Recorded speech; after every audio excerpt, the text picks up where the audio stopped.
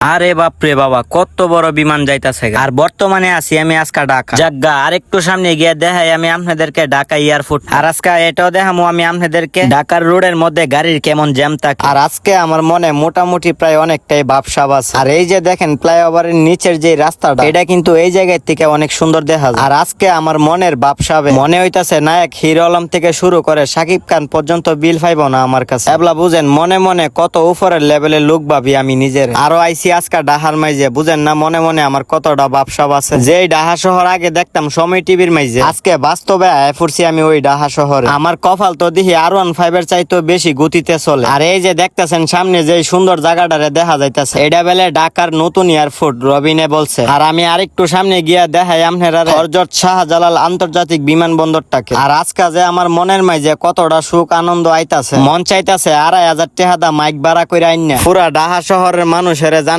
দেই মাইক মাইরে। আর এই যে দেখেন ঢাকা শহরে ফ্লাইওভারের উপরও কিন্তু জ্যাম লাগে। আর এই যে দেখেন হযরত শাহজালাল আন্তর্জাতিক বিমানবন্দরটাকে, এই জায়গার থেকে মোটামুটি সহে দেখলে পুরাটাই দেখা যায়। আর ক্যামেরার মধ্যে দেখা যাইতাছে না ভালো করে। আর এই যে এখন দেখেন একটু ভালো করে দুই চোখ দিয়ে মোটামুটি কিন্তু অনেকটাই ক্লিয়ার দেখা যাইতাছে। আর প্রাইভেট কার কিন্তু অনেকগুলাই রাখা আছে বিমানবন্দরের সামনে, যেটা দেখতাম আমরা মোবাইলে টিকটকের মাধ্যমে। আর এখন দেখতাছি বাস্তব জীবন। তাক ধরো ভালো থাকেন তাইলে আজকের মতো করে।